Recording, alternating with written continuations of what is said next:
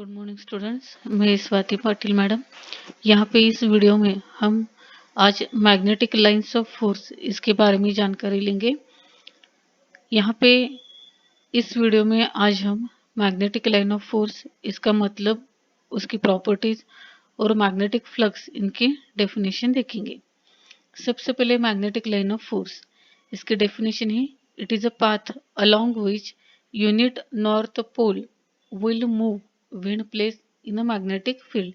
यानी कि यहाँ पे अगर हमारे पास कोई भी बार मैग्नेट है, उसे अगर हम किसी भी फील्ड में, मैग्नेटिक फील्ड में रखते हैं, तो उसके रोटेशन की, नॉर्थ पोल जो रहता है उसके रोटेशन की जो भी डायरेक्शन है, जो भी पाथ है, उसे हम मैग्नेटिक लाइन ऑफ फोर्स कहते हैं। आपको पता है कि मैग्नेट को दो पोल रहते हैं, साउथ पोल और नॉर्थ पोल। यहाँ पे नॉर्थ पोल जिस दिशा में रोटेट होता है उसे हम मैग्नेटिक लाइन ऑफ फोर्स कहते हैं। यानी कि it is a path along which unit north pole will move when place in a magnetic field. ये डेफिनेशन एक मार्क के लिए हमेशा एमसीक्यू टाइप के क्वेश्चन में 1 मार्क्स के लिए पूछी जाती है। यहाँ पे unit north pole, it is a important word. अब इसकी प्रॉपर्टीज हम देखेंगे। यहाँ पे ये मैग्नेटिक लाइंस ऑफ फोर्स हमने एक बार मैग्नेट के लिए ड्रॉ किए हैं। इसमें साउथ पोल है और ये नॉर्थ पोल है। ये जो नॉर्थ टू साउथ जो हमने कर्व दिखाया है उसे हम मैग्नेटिक लाइन ऑफ फोर्स कहते हैं। पहली प्रॉपर्टी है magnetic lines of force start from the north pole end end to the south pole. यानी कि मैग्नेटिक लाइन ऑफ फोर्स हमेशा नॉर्थ पोल से, उत्तर ध्रुव से चालू होती है और वो साउथ पोल को एंड होती है। Magnetic lines of force never intersect with each other. ये मैग्नेटिक लाइन ऑफ फोर्स कभी एक दूसरे को इंटरसेक्ट नहीं करती है, इसलिए हमने इस डायग्राम में ये सेपरेटली दिखाए हुए। ये कभी भी यहाँ पे एक जगह पे कॉन्सेंट्रेट नहीं हुए, so it is called as a never intersect with each other. Next definition यानी कि property, magnetic lines of force always form a closed loop. यानी कि जब भी हम मैग्नेटिक लाइन ऑफ फोर्स का कर्व देखते हैं तो वहां से एक क्लोज लूप हमें दिखाई देता है। नेक्स्ट प्रॉपर्टी है magnetic lines of force are unaffected by non magnetic material. यानी कि अगर हम कोई भी नॉन मैग्नेटिक मटेरियल लेते हैं उससे ये मैग्नेटिक लाइंस ऑफ फोर्स कभी भी अफेक्ट नहीं होती। यानी कि magnetic lines of force unaffected by magnetic material. Okay, यहाँ पे हम एक डेफिनेशन देखेंगे, यानी कि मैग्नेटिक फ्लक्स, या जबकि हमने मैग्नेटिक लाइंस ऑफ फोर्स इसकी डेफिनेशन देखी है, तो magnetic flux it is related with magnetic lines of force. इसकी डेफिनेशन है the total number of magnetic lines of force passing normally through given area. यानी कि हमारे पास ये एरिया ए है, इनमें से जो total number of magnetic line of force travel होती है उसे हम मैग्नेटिक फ्लक्स कहते हैं। ओके, सो इसका फॉर्मूला आता है magnetic flux equal to phi equal to B into A, फिर B is a magnetic field and A is a area, और इसका यूनिट आता है weber. Weber this unit is ask for the online exam. यानी कि online exam के दौरान इसे हम 1 मार्क के लिए इसके लिए क्वेश्चन पूछा जाता है, that is unit of magnetic flux is weber.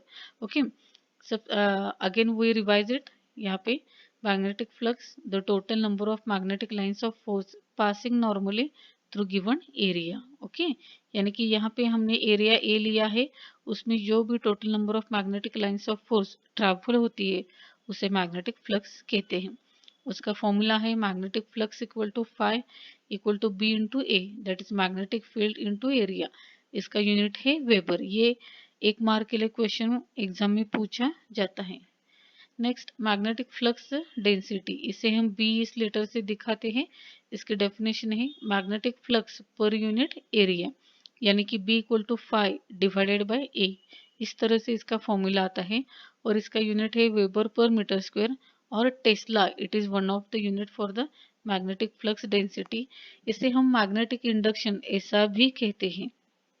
Therefore, magnetic flux density is nothing but magnetic induction denoted by letter B. Its definition is magnetic flux per unit area. उसका formula है B equal to phi upon A, और unit है weber पर metre square और Tesla. यहाँ पे हमें magnetic intensity और मैग्नेटिक फ्लक्स डेंसिटी का एक रिलेशन पता होना चाहिए, that is relation between H and B. The relation between magnetic intensity H and the magnetic flux density is given by B is directly proportional to H, यानी कि दोनों का directly relation रहता है। Okay, therefore B equal to mu into H, where mu is called as a permeability of the medium. permeability ये constant है medium का जो कि मैग्नेटिक फील्ड से रिलेटेड है। So this formula, so B is proportional to H या फिर B equal to mu into H, ये फॉर्मूला 1 मार्क के लिए ऑनलाइन एग्जाम में पूछा जाता है। So here are the some facts that we have to know. There are some facts. Who discover the magnets? A soldier name Peter discover the magnet. Name 4 facts about the magnet. Unlike pole attract, like pole repel. An electromagnet is a temporary magnet.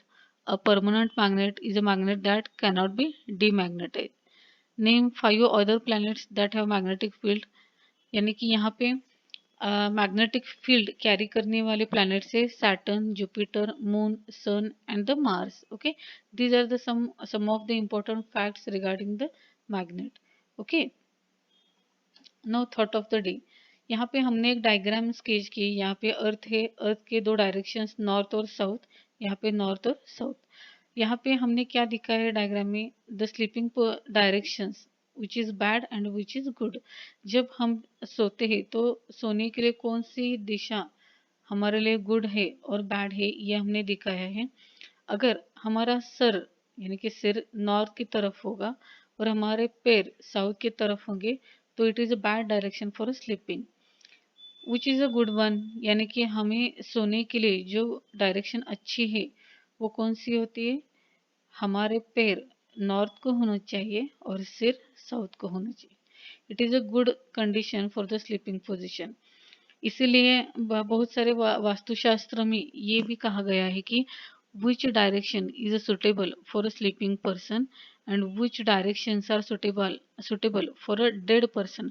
अगर कोई भी मरा हुआ आदमी होगा तो उसके जो पोजीशंस रहते हैं सिर और पैर के, वो इस तरह से रहते हैं जो हमने डायग्राम में दिखाई है। यानी कि हम जो जीवित लोग रहते हैं उनके लिए स्लीपिंग पोजीशंस इस तरह से होनी चाहिए, यानी कि पैर जो है वो उत्तर में होने चाहिए और सिर जो है वो दक्षिण में। ओके, अगर कोई मरा हुआ इंसान होगा तो उसका सर नॉर्थ को होगा और पैर जो होंगे साउथ को होंगे। Is it? अब आपके लिए एक होमवर्क है, draw the diagram of magnetic lines of force. यानी कि आपको मैग्नेटिक लाइन ऑफ फोर्स के डायग्राम इस तरह से ड्रॉ करने होंगे और इसे आप ग्रुप पर पोस्ट कीजिएगा ताकि ये समझ में आ सके कि आपको सभी कंसेप्ट कितने क्लियर हुए हैं।